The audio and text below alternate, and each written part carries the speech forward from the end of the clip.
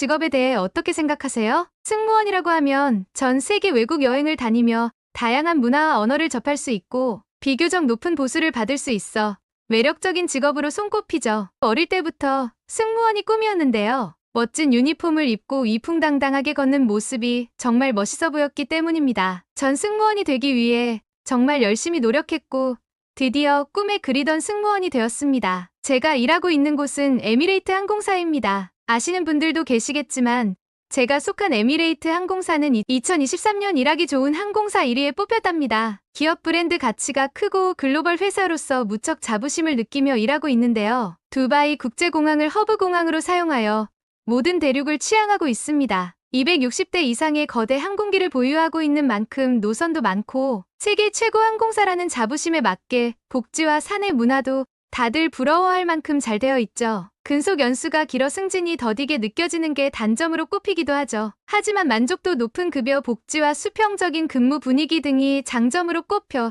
누구나 가고 싶은 항공사입니다. 입사와 동시에 두바이로 이사해야 한다는 다소 부담스러운 규정이 있지만 매년 20만 명이 지원할 만큼 인기 항공사이죠. 저희 회사는 승무원들에게 무료로 숙소를 제공하는데요. 숙소는 2인 1실로 크루와 함께 지내게 됩니다. 저는 주로 유럽 노선을 비행했었는데요. 얼마 전 같이 지내게 된 새 크루인 지연을 만나고 아시아 노선을 비행하게 되었습니다. 지연이는 한국인 승무원인데요. 외국 항공사에서 승무원이 되고자 멀리 두바이까지 왔다고 했습니다. 지연이와 함께 지내며 비행 중에 있었던 일에 대해 이야기 나누곤 했습니다. 얼마 전까지 코로나 바이러스가 유행하던 당시 마스크를 착용하라거나 기침을 하지 말라며 승객들끼리 지적을 하기 시작해 말다툼이 커져 몸싸움까지 번졌어요. 흥분한 승객들을 진정시키느라 엄청 고생했던 기억이 있습니다. 정말 진땀 흘린 시간이었죠. 기내 음주 때문인 사고도 있었는데요. 기내는 공기 압력이 떨어져 더 빨리 취하게 되는데요. 긴장감을 낮추기 위해 한 잔 달라고 하시더니 한 잔 더 하며 결국 취해서 난동을 부렸습니다. 실제로 한 승객이 술에 취해 다른 승객을 폭행하며 난동을 부렸는데요. 이를 피하기 위해 승객 70여 명이 순간 기내 앞쪽으로 몰리는 바람에 항공기가 균형을 잃고 추락 위험에 빠질 뻔한 아찔한 상황도 있었습니다. 물론 이보다 친절하고 매너 좋게 응대해주시는 승객들이 훨씬 많긴 하죠. 저희는 이야기하다 나라별 승객들의 특징도 파악하게 되었는데요. 그러다 지연이가 재미있는 이야기를 하더군요. 아시아 승객들 중에서 한국인들은 행동하는 모습을 관찰하면 딱 알 수 있다고 말이죠. 제가 너무 신기해서 어떻게 다르냐고 했더니 웃으며 이야기해 주었어요. 첫 번째로 한국인들은 빨리빨리 움직이며 질서정연하다는 것이었어요. 제가 빨리빨리 문화가 왜 좋으냐고 되물었어요. 그러자 한국인들은 미리미리 필요한 물품들을 준비하고 누구보다 빠르게 탑승 수속을 마치고 비행기 좌석을 찾아 착석한다는 것이었습니다. 승무원을 불러 이거 달라 저거 달라 먼저 말해야만 꺼내는 외국인들과는 다르다는 거죠. 한국인들은 준비성도 있고 빨리 하는 것을 좋아해서 비행기 카운터를 오픈하면 한국인 승객들이 가장 먼저 줄을 서 있다고 했습니다. 또한 필요 물품들을 미리미리 준비하고 있어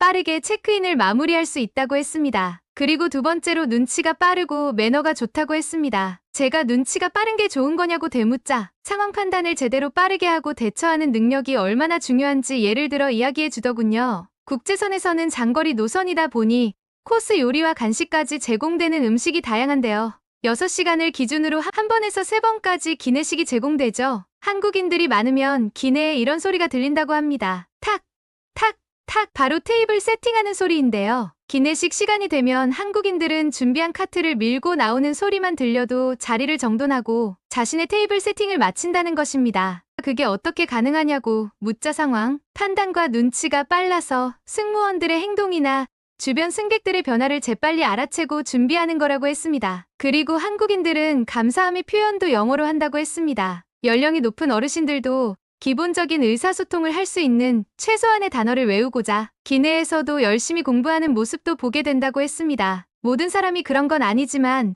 대부분 한국인들은 여행하고자 하는 여행지에 실제 언어를 구사하고자 준비하는 경우가 많고 이런 철두철미함에 놀랐다고 했습니다. 뭐든지 빨리빨리 하려고만 하는 게 피곤하지 않을까 생각도 들지만 저렇게 부지런히 움직이기 때문에 어쩌면 더 편하게 살고 있다는 생각도 들었습니다. 빨리빨리 준비하지 않았다면 많은 승객들과 부딪히고 시간도 많이 소요되었을 테니까요. 저는 한국인들을 많이 만나보지는 않아서인지 한국에 대해 잘 몰랐는데요. 최근에 만났던 중국 승객분들의 행동에 아시아에 대해 별로 좋지 않은 감정이 있는 것도 사실이었습니다. 순차적으로 기내 서비스를 제공하고 있었는데 자신이 먼저라며 큰 소리를 내더군요. 상황을 설명했는데도 자신이 피해를 본 것 같다며 돌변해서 공격했어요. 어찌나 당황스럽던지 저를 마치하녀 대하듯 하대하는 말투와 태도를 지금도 잊을 수가 없었어요. 승무원을 하다 보면 다양한 승객들을 만나고 어쩔 수 없이 감정노동을 해야 함을 알고 있는데 그날은 정말 너무하다는 생각에 분해서 눈물이 나더군요. 또 한 번은 앞좌석 등받이를 너무 눕혔다며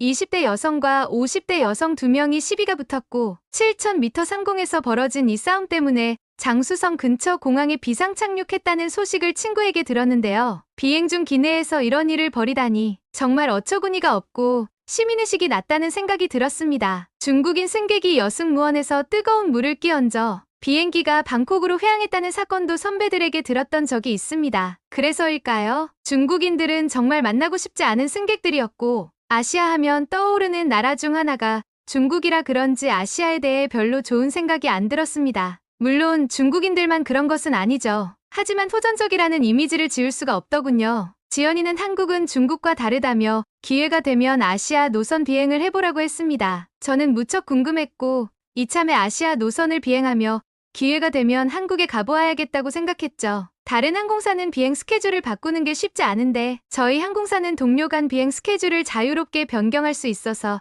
아시아 노선 중에서도 한국행 비행을 하게 되었습니다. 호기심에 비행 스케줄을 변경하긴 했지만 과연 내가 잘한 것인가 하는 생각이 들기도 했습니다. 저는 한국어로 인사를 하면 무척 반가워한다는 지연이의 말에 한국어로 인사말을 연습했습니다. 드디어 비행 날이 되었고 저는 공항 수속 카운터에서 놀라운 광경을 보게 됩니다. 보통 공항 수속 카운터는 전쟁터 수준이거든요. 국적에 따라 다르긴 한데 승객이 늦는 건 기본이고 비자도 없이 오시기도 합니다. 하지만 한국인들은 카운터에 제 시간에 올 뿐만 아니라 여권과 탑승권 등을 미리 준비해 탑승 절차가 매우 빨랐습니다. 한국인들은 질서정연하게 짐도 한 줄로 세워두시고 탑승이 시작될 때 바로 줄 서서 다시 준비해주는 모습이 매우 인상적이었어요. 수화물 무게도 딱 맞춰 오시더군요. 최대치에 딱 맞춰서 완벽하게 준비해 온 것 같았습니다. 공항 소속 직원이 지금 초과하였다고 덜어달라고 이야기할 필요가 없는 거죠. 23kg 수화물 제한을 알면서도 수화물을 가져와서 추가 금액을 내라고 하면 짜증내는 승객들도 있는데 말이죠. 한국 승객들은 질문도 별로 없고 센스가 있더군요. 탑승 수속을 도와드리며 아시아 승객들을 찬찬히 살펴보았는데요. 한 승객분이 창가 좌석을 놓고 승무원과 이야기를 하는데 점점 목소리가 커지시더군요. 가까이 다가가니 중국 승객분이 창가 좌석에 앉고 싶다고 옮겨달라고 이야기를 하고 있는 거였습니다. 승무원이 중국어를 이해하기 어려우니 한 번 더 이야기해달라고 하자 왜 자기 말을 이해 못하냐며 더 큰 목소리로 중국어로 이야기하며 화를 내더라고요.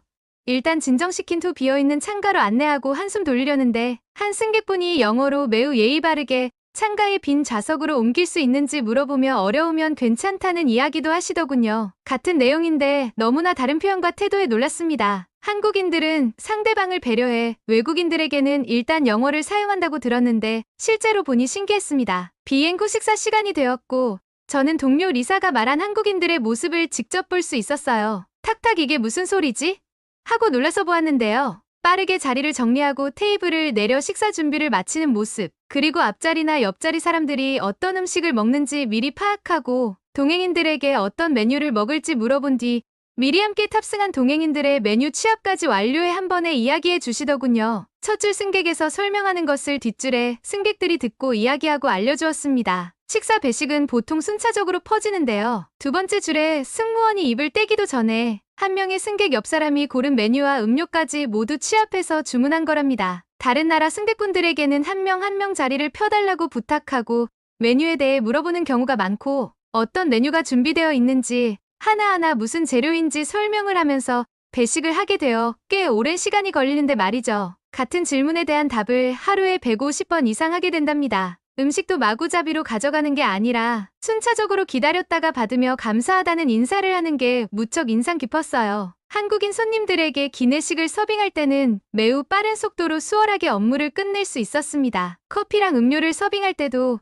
미리 메뉴를 정해두어 전달해 주시거나 정리 시 주변 컵까지 걷어 정리해 주시는 모습에 놀랐어요. 그리고 또 하나 신기한 장면을 보았는데요. 누가 봐도 일행이 아닌데 기내식 서비스 시간이 되면 잠든 옆자리 승객을 깨우거나 임의로 음식을 시켜 주문을 놓치지 않도록 챙겨주는 모습이었습니다. 이게 한국인들의 정문화인가 하는 생각이 들었어요. 얼마 전 공항 내 카페에 줄을 서 있는데 시간이 촉박해 보인다며 먼저 주문하라고 양보하던 한국인의 모습이 떠오르더군요. 중국 승객들은 대부분 무리지어서 다니며 서로 대화하는 목소리가 너무 커서 불편했는데 한국 분들은 그러지 않더라고요. 한국인들이 표정이 없어서 마치 화가 난 것 같았는데 제가 서툰 한국말이지만 안녕하세요라고 인사를 건네자 어머 한국말을 하시네요. 감사해요. 수고가 많으세요. 라고 웃으며 인사를 해주시더군요. 또 있습니다. 굳은 표정은 한국인들이 목적하는 바만 생각하고 있어서 그렇구나 하는 생각이 들더군요. 그렇게 비행기에 탑승을 마치고 기내 화장실에 다녀오던 한